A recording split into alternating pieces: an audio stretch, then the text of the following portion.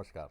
बहुत स्वागत है आपका उस कार्यक्रम में जिसका नाम है हे प्रभु आनंददाता, और उसके एक और नए एपिसोड में आपका स्वागत है। एक बड़ा प्रिय गीत है जिसको अक्सर मैं सुन लेता हूँ। आप में से भी कई लोगों का प्रिय गीत होगा। बहुत ही अच्छी और बहुत ही समझ में आने वाली और सरल वर्डिंग्स हैं, लेकिन सीधे दिल तक पहुँचती हैं। आदमी मुसाफिर है, आता है जाता है, आते जाते रास्ते में यादें छोड़ जाता है। अब देखिए कितनी गंभीर बात और कितने सरल शब्दों में कह दी गई है कि आदमी तो मुसाफिर है और मुसाफिर खाना क्या है, दुनिया है। यानी यहाँ आप सिर्फ यादें छोड़ने के लिए आए हैं, वो भी तब जब आपका या तो इस तरह का प्रभाव हो कि आप सामान्य से अधिक कोई लोकप्रिय व्यक्ति हो। यादें कैसे रहेंगी, नहीं तो कितने लोग हैं जिनका नामो निशान बाकी नहीं है। आज हम लोग, माफ़ कीजिएगा, अपने परिवारों में भी देखें तो तस्वीरें किसकी लगी हैं। मैंने तो राजा महाराजाओं के यहाँ देखी हैं कि ये 10वीं पीढ़ी के हैं, ये 9वीं पीढ़ी के हैं, ये 8वीं पीढ़ी के हैं, ये 6ठी के, ये 5वीं के। आपके हमारे यहाँ तो माता पिता की ही लगती है तस्वीर। दादाजी की कहीं मिल जाएगी फ़ोटो, अच्छी बात है, और परदादा की कहीं ढूंढने पर कोई पुराना, जिसको आप पोर्ट्रेट कहते हैं, तेलीय चित्र जो बना करते थे, छड़ी लिए हुए, बड़ी बड़ी मूछें, बैठे हुए हैं और देख रहे हैं, और उसके पहले जाएं तो अंधकार है। आप महापुरुष हैं तो आपकी चर्चा है। तो ये यात्रा का जो क्रम है संसार का, हम आते हैं, जाते हैं, यादें छोड़ जाते हैं, लेकिन इसके बीच में भी सबसे महत्वपूर्ण बात यह है कि हमें ये एहसास ही नहीं है कि ये दुनिया मुसाफिर खाना है, और हम एक ऐसे यात्री की तरह आए हैं कि जिसे न बस का कंडक्टर याद रखेगा, न वाहन चालक याद रखेगा, और न को पैसेंजर्स याद रखेंगे। और इस चीज़ का फ़ायदा इतना है कि आपको ये समझ में आ जाता है कि इसकी निरर्थकता कितनी है। कि मैं किस जो हमारे विद्वान वक्ता अक्सर कहते हैं कि एक ठग से प्रीति लगाने का क्या मतलब है। ये दुनिया तो ठगी है ना भाई। इस ठग से भरी हुई दुनिया में, ठगी से भरी दुनिया में आप प्रीत क्यों लगा के बैठे हैं। ये चीज़ें अगर आप थोड़ी देर भी समझते हैं तो मन बड़ा हल्का होता है, उत्फुल्ल होता है। कल और आएंगे नगमों की खिलती कलियां बुनने वाले, मुझे ठीक से याद नहीं, मुझसे बेहतर कहने वाले, तुमसे बेहतर सुनने वाले, मैं पल दो पल का शायर हूँ। कितनी खूबसूरत बात है। तो आज चलिए इस क्षण भंगुरता को ही हमारे उपनिषदीय, पौराणिक और सनातन की गहन गंभीर दृष्टि से समझने की कोशिश करेंगे अपने विद्वान वक्ता, भगवत गीता के अध्येता, मानस मर्मज्ञ प्रोफेसर डॉक्टर सुरेंद्र बिहारी गोस्वामी। प्रणाम कर रहा हूँ डॉक्टर। आज आपने बहुत अच्छा भावुक दर्शन छेड़ा है, और हमारे यहाँ संगीत का आनंद यही है। अलग है जी। संगीत आपको सन्नाटे में अच्छा नहीं लगता, लेकिन संगीत आपको एकांत में अच्छा लगता है। जी जी। दोनों शब्दों का अर्थ होता है। बहुत सुंदर। सन्नाटा सरगम युक्त नहीं होता, एकांत में सरगम हो सकता है, और एकांत आपको यात्रा में मिलता है। जी जी। ध्यान रखिएगा। जी। इसलिए वो यात्रा की वृतांत सुनाते समय हम संगीत के इन सारे सरगमों से एक अंतर्चित्त में एक बड़ा अच्छा स्मृति विभ्रंश लेकर चल रहे हैं। हमारे यहाँ यात्रा को में जो शब्द का उपयोग आपने किया, मुसाफिर खाना, तो ये मुसाफिर खाना उर्दू शब्द है और इसके बड़े अर्थ होते हैं। सराय भी कहते हैं। सराय, हाँ हाँ, ठीक बात। ध्यान रखिएगा, ये मुसाफिर तो यात्री हो गया, और वो यात्री जो बटोही हो गया, वो सराय में रुक रहा है। ध्यान रखिएगा, कौन रुक रहे हैं? सराय में।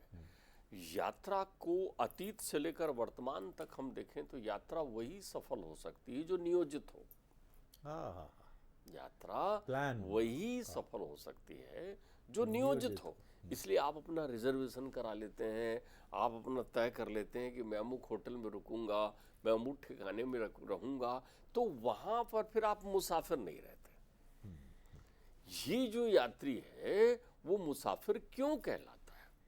मुसाफिर और आज के यात्री में बड़ा अंतर है। आज जो यात्री, जो नियोजित यात्रा होती है, उसमें आप मुसाफिर नहीं होते, क्योंकि उसमें आप अनजाने नहीं हैं उन स्थानों से जहाँ जा रहे हैं। वहाँ आपका नाम अंकित है कि ये इस तारीख को आप आने वाले हैं, यहाँ इस तारीख से आप जाने वाले हैं, यहाँ आपकी गाड़ी खड़ी है। जीवन को मुसाफिर खाना इसलिए कहा जाता है, या जीवन का यात्री जो होता है वो नियोजित नहीं होता। बिल्कुल सही है। मम इच्छा समो नास्ति देव इच्छा वर्तते। यहाँ तो आपकी एक सांस का ठिकाना नहीं है। कश्तिये उम्रे रवा पे सवार बैठे हैं, सवार खाक हैं बेअख्तियार बैठे हैं। हम ऐसी नाव में बैठे हैं जो भंवर तक को के पार तो हमको ले जाने के लिए है, लेकिन वो हमारी नहीं है। उस नाव के बारे में हम कुछ नहीं जानते। उस नाव का नाविक आपको बीच भंवर में भी कह सकता है उतरो। वहां धन देके भी उस यात्रा को पूरा नहीं किया जा सकता। तो जो ये जीवन की यात्रा है, अच्छा जीवन की यात्रा क्यों है, तो जीवन की यात्रा किसके लिए, ये भी तय कर लें आप इसमें। जीवन की यात्रा का छोटा उद्देश्य यद दृष्टम तद नष्टम, इतना सा जीवन है। ध्यान रखिएगा, दृष्टम आप आए, जन्म हुआ आपका, क्यों आए, तद नष्टम नष्ट होने आए हैं, ये तय है। यानी प्रतिदिन प्रतिक्षण प्रतिपल आपको बढ़ते जाना है, फिर घटते जाना है, फिर नष्ट हो जाना है। तो ये जो कुछ भी क्रम होना है, यानी जन्म किस लिए हुआ है, मृत्यु के लिए। मृत्यु के लिए। तो जन्म और मृत्यु के बीच की दूरी अनियोजित है, वही आपकी यात्रा है।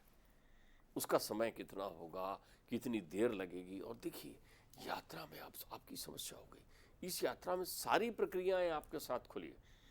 रिजर्वेशन वाले अवसर भी मिलेंगे आपको, आप भूमि की यात्रा का भी आनंद लेंगे और नभ की भी। नभ की जब सुख आएगा तो एरोप्लेन की तरह निकलेंगे आप जीवन में। बहुत सारे व्यक्तियों का जीवन इतना शानदार बीत जाता है और उनको लगता है 20 साल से साहब ये फलाने पद पर हैं, 15 साल से सुख सुविधाएं, क्या ऐसा उड़ रहे हैं। ध्यान रखिएगा, लेकिन जब भी आप हवा में उड़ते हैं तब भी आप भयाक्रांत रहते हैं। यानी जीवन की वो यात्राएं जो सुख का वो लेकर आती हैं संदेश, वो भय से युक्त होती हैं, क्योंकि आसमान में उड़ते समय आपका प्लेन क्रैश भी हो सकता है। ठीक बात है। देखिए यात्राओं की क्या स्थिति है। और नियोजित यदि आप चल रहे हैं, आप ट्रेन से चल रहे हैं, बस से चल रहे हैं, आपने बिल्कुल सुनिश्चित यात्रा कर रहे हैं, तो सुनिश्चित यात्रा में एक व्यवस्थित रूप से चलेंगे। अर्थात जीवन में न अधिक न कम, ये मध्य मार्गी होता है।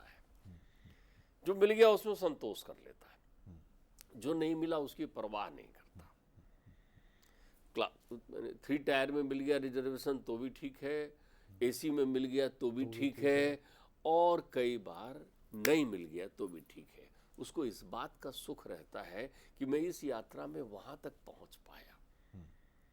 आप समझ रहे हैं ना, बड़े अरे आज वो फलाने मंदिर के दर्शन हो गए, भीड़ बहुत थी लेकिन दर्शन हो गए, उसको तृप्ति मिल जाती है। तो जीवन के संघर्ष में उन यात्राओं को करते रहता है। तो ये जीवन की यात्रा जो हमें मिली है, इसमें हम यादें लेकर जाते हैं, ये दुखद है। यादें छोड़ जाते हैं, ये सफलता है। अगर आप ये याद लेकर जा रहे हैं तो अध्यात्म कहता है दुखद है, तेरा मन बुद्धि चित्त अहंकार सूक्ष्म तत्व में तेरे साथ चलेगा।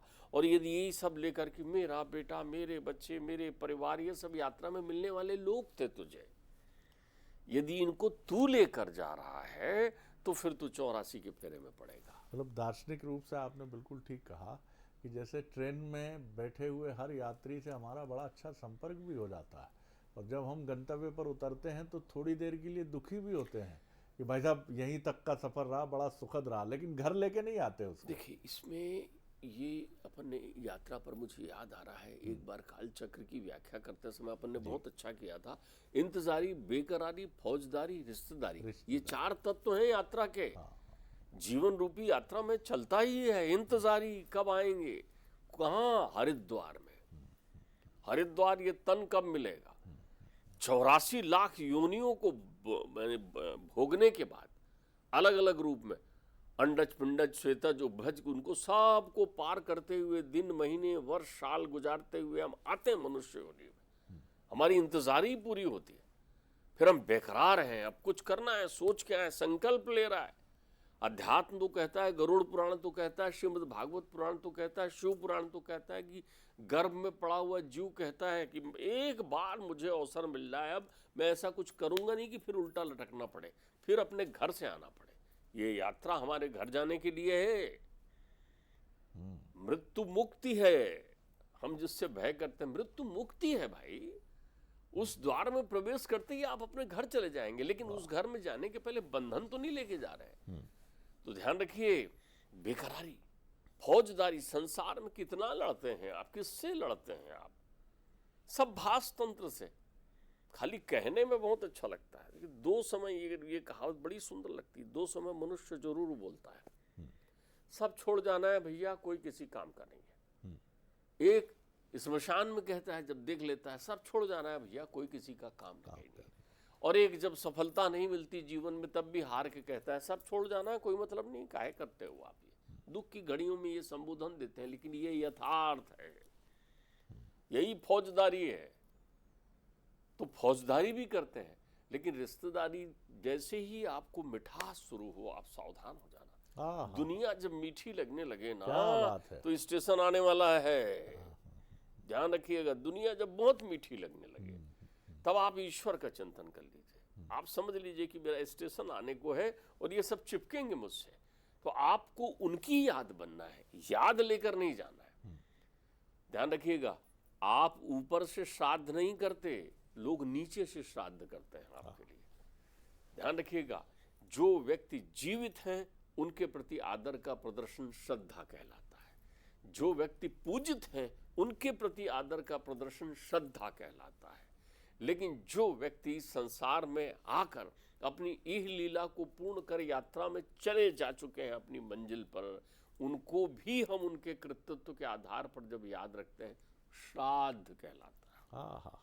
वो श्राद्ध है आपके जीवन का। क्या बात है। तो आप ध्यान रखिए, यात्रा कब अच्छी होती है जीवन की? जब उसमें कल्याण हो। किसका? विश्व का कल्याण हो, हमारा कल्याण हो। कल्याण स्वार्थी शब्द नहीं है, परमार्थी है। परमार्थी है। मैं सुख समृद्धि की बात नहीं कर रहा हूं, मैं यश कीर्ति की बात नहीं कर रहा हूं, मैं सुविधाओं की बात नहीं कर रहा हूं, मैं कष्टों की बात नहीं कर रहा हूं, मैं कल्याण की बात कर रहा हूं। कब होता है कल्याण? कल्याण तब होता है जब आनंद आता है, आनंद, कल्याण होता है। तो कल्याण की दिशा को प्राप्त करने के लिए हम यात्रा में ये 6 सूत्रों का पालन करें। 6 सूत्र अध्यात्म कहता है, बड़ी असफल यात्रा के लिए। देखिए, ये यात्रा आप चाह कर भी नियोजित नहीं कर सकते। तो जब अनियोजित है, बाबा जी इसके लिए लिखते हैं, तुलसी विलंब न कीजिए, भज लीजिए रघुवीर, और तन तरकस से जात है श्वास सरी को तीर। क्या रोज सांसों की सांसें निकल रही हैं ना, आप तो वैसा सोच के बैठे हो, कल करूंगा। कमाल है, हमारे बड़े बड़े काल करे सो आज कर, आज करे सो अब, पल में पल रहे होएगी बहुरी करेगा कब? भाई कर ले। प्रहलाद यदि कल करते, ध्रुव यदि कल करते, कल करने वाले लोग दशरथ की तरह ठगे जाते हैं। कल करने वाले लोग और आज करने वाले लोग मनु की तरह प्रभु राम का दर्शन पा जाते हैं। दशरथ ने देखा था ये बाल सफेद हो रहे हैं, वो पूछते ठीक है, अब आने वाले फलाने समय में राम को राज्याभिषेक दे दूं तो फिर थोड़ा राज्य छोड़ सकूं। आप ये प्रतीक्षा के जो दिन गुजार रहे हैं, ये प्रतीक्षा के दिन जो है नियोजित नहीं है, ये नियोजित नहीं है। तब फिर कोई कैकई आ जाएगी, फिर कोई कोप भवन आ जाएगा, फिर कोई अवरोध आ जाएगा आपके जीवन में। और मनु ने क्या किया? एक छुआकू को बुलाया, ये सत्ता ले, मैं चला, अपनी पत्नी को साथ में लिया और चले आए नैमिषारण्य में। तप करने लगे परमात्मा का, परमात्मा प्रकट हो गए। उन्हें कहा अरे तू कैसा यात्री? बोले साहब छोड़ दिया, उसी क्षण उसी पल छोड़ दिया। कोई विदुर नहीं आएगा धृतराष्ट्र को समझाने के लिए यात्रा के लिए। ठीक बात, यात्रा करना पड़ेगा। तो इसके सूत्र कितने सुंदर बनाए, इसके सूत्र बनाए हैं। वो कहते हैं कि क्या करो, निद्रा और तंद्रा का त्याग कर दो। निद्रा और तंद्रा रुक गए, बंद गई वहां पर, फंस गए वहां पर, तंद्रा लग गई, कामा शक्ति आ गई, विषया शक्ति आ गई। अरे तंद्रा बंधन है। आप किसी को टकटकी लगा, नई पीढ़ी ऐसे समझे कि नेटफ्लिक्स का रिमोट ऑन हुआ जाने की तैयारी कॉलेज की है या नई नई वो नौकरी बटन नहीं लगी दबा है पा रहे हो वहाँ? आप। अरे क्या फिल्म है, हॉलीवुड की ब्लॉकबस्टर है, थोड़ी देर देख ही लेते हैं ना, क्या दिक्कत है, बहुत डांट सुंदर। खा लेंगे। ये तंद्रा, ये तंत्रा है ये फंस जाना है। जी जी। तो यात्रा में जाते समय यहाँ ट्रेन लेट नहीं आती। हाँ मेरे पिताश्री एक बहुत अच्छी बात कहते थे। मेरे पिताश्री कहते थे, किसी से वो कोई उनसे पूछते थे, उनके मुझे दो शब्द संरचना बड़ी प्रत्यक्ष रखती थी। कोई उनसे कोई उनकी आयु पूछ ले तो बोलते थे मैं तो गिनता नहीं, 108 बरस रहे संसार में। बोली ये मेरा थोड़ी काम है आयु गिनना, वो जिसका काम है वो गिने। मैं ना जन्मदिन मनाता भैया, ना मरण दिन मनाऊंगा। ना जन्मदिन मनाना मेरा अधिकार है, ना मरण दिन मनाना मेरा अधिकार है। जो अधिकार समझते हैं वो मनाए, मुझे इसकी कोई परवाह नहीं है। तो उनसे कोई कहते थे कि फिर बोले मैं बिना बुलाए तो यमराज के यहाँ भी ना जाऊं। बड़े ठाठ से कहते थे, हंसते थे, बिना बुलाए यमराज के यहाँ भी ना जाऊं, उसकी गरज हो तो बुला ले तो मैं जाऊंगा। इतने फक्कड़ यात्री थे वो अपने। फिर वो कहते थे, सुनो भैया रिजर्वेशन कंफर्म है, ट्रेन थोड़ी लेट है।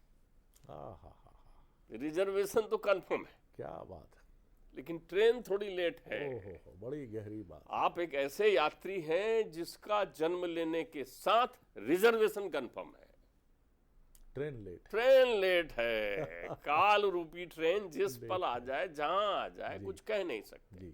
तो ध्यान रखिए, यहां पर आप नींद में मत रहिए ना। सुखदेव जी कहते हैं, मृमाणस्य व्यक्ति को निद्राम त्रिते नक्तम। अरे स्वप्न में स्वप्न मत देख, ये संसार एक स्वप्न तो है। ये सूत्र तो हो गया तंद्रा और निद्रा। निद्रा का त्याग कर दीजिए। जी जी। निद्रा तंद्रा का त्याग कर दीजिए जी। फिर दूसरा एक बात ध्यान रखिएगा, आप अपनी ऊर्जा बचाइए। आपकी पोटरिया में ज्यादा कुछ नहीं है खाने के लिए। आपकी पोटली में ज्यादा कुछ नहीं है। आप एक चदरिया ओढ़ कर आए हैं, इस कपड़े का एक चर्म का चादर ओढ़ के आए हैं, जो भी दाग लगा लिया है, फट गई है, जगह जगह से जर्जर हो गई है।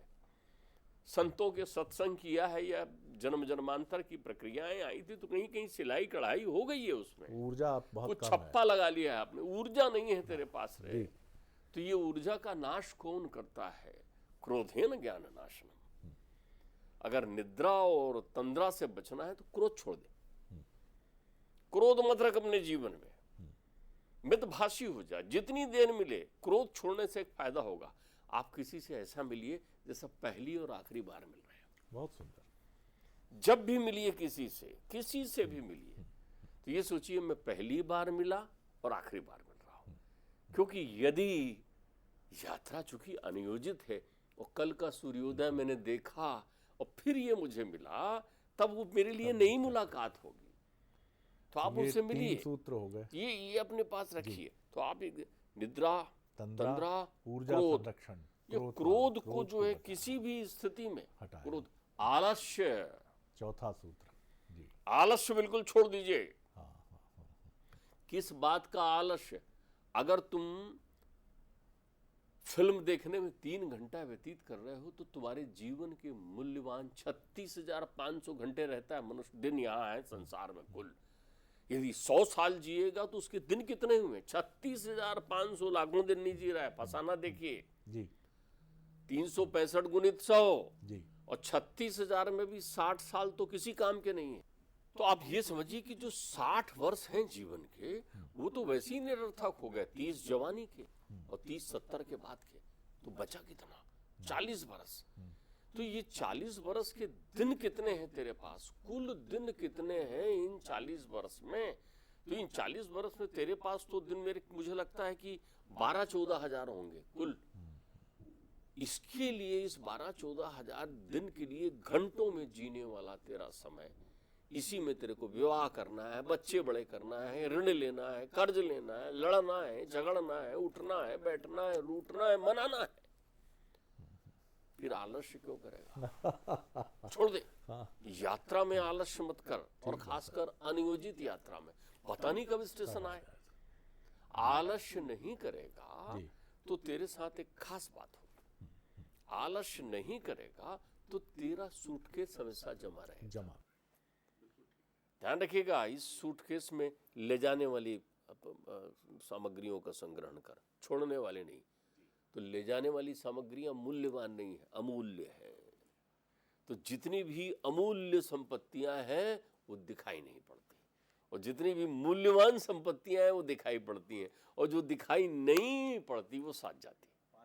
एक ध्यान रख लीजिएगा, ये बहुत बहुत महत्वपूर्ण है। सुई भी नहीं ले जा सकते ना, तो जो दिखाई नहीं पड़ती वो उनका संग्रहण कर, प्रेम का संग्रहण कर, स्मृति का संग्रहण कर, सत्कर्मों का संग्रहण कर, सत्संग का संग्रहण कर, मृदु भाषा का संग्रहण कर, परोपकार का संग्रहण कर, पुण्य का संग्रहण कर, और आखिरी है जीवन में शब्द का उपासक हो जा। दीर्घ सूत्रता ठीक नहीं है तेरे लिए। सफर में कौन थकता है मालूम? भौतिक सफर में भी जो बहुत बतियाते चलता है। दीर्घ सूत्रता का होता है किसी के साथ गपशप में देर तक बात करते हुए व्यर्थ में बतियाकर समय नष्ट करना।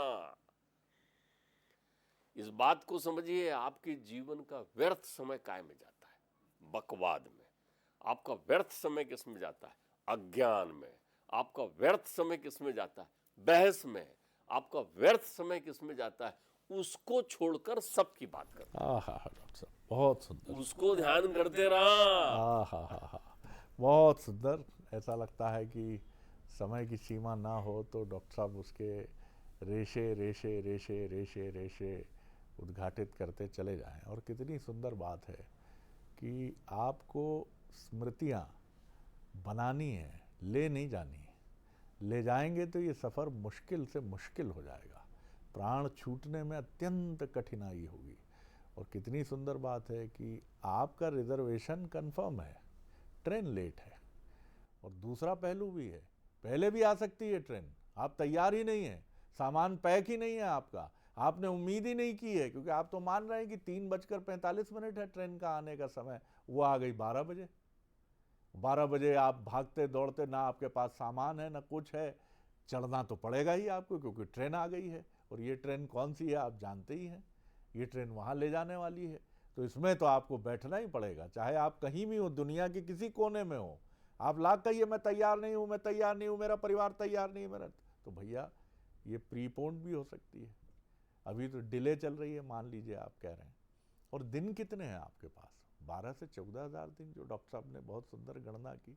36,000 कुछ दिन तो 100 वर्ष की आयु की गणना से हैं। और इसमें आपके कितने दिन तो निरर्थक ऐसे निकल जाते हैं कि पालने में ही रहते हैं 2 साल तक तो आप। फिर उसके बाद बीमारी के दिन निकाल दीजिए, फिर अवसाद के दिन निकाल दीजिए, फिर दुखी रहने के दिन निकाल दीजिए, फिर वृद्धावस्था की निष्क्रियता के दिन निकाल दीजिए। तो आपकी समय की उपयोगिता का पैमाना है क्या? और इसमें फिर बातचीत की गठरी पीठ पे लाद लीजिए, आधा समय तो कितने लोग बदकही में निकाल देते हैं। तो इंतज़ार कीजिए, अच्छे से चलिए, छोड़ जाइए यादें इस संसार में उस गीत की तरह कि आदमी मुसाफिर है, आता है। और ये भी मैंने पहली बार सुना कि नियोजित नहीं होती मुसाफिर की यात्रा। तो हम भी तो मुसाफिर ही हैं, आप भी मुसाफिर हैं। क्या नियोजित है आपकी यात्रा? कहाँ से नियोजित है भाई? नियोजित होती तो ले जाते E7 में बना हुआ घर अपने साथ, ले जाते बाग मुगलिया में बना घर अपने साथ, सब प्लान्ड होता, वहाँ स्वर्ग में छतरी तान देते, सारे कुटुंबी साथ ले जाते, या कहते अब आएंगे बारी बारी वो भी। कुछ तय नहीं है भाई साहब। आपको भ्रम में रहना है, हमको भ्रम में रहना है तो रहिए, और नहीं तो आनंद उठाइए। और उस गीत के तत्व को समझ के उससे रिश्ता जोड़ लीजिए, आनंद से रहिए। वाह डॉक्टर साहब, अगले एपिसोड में एक और विषय लेकर उपस्थित होंगे।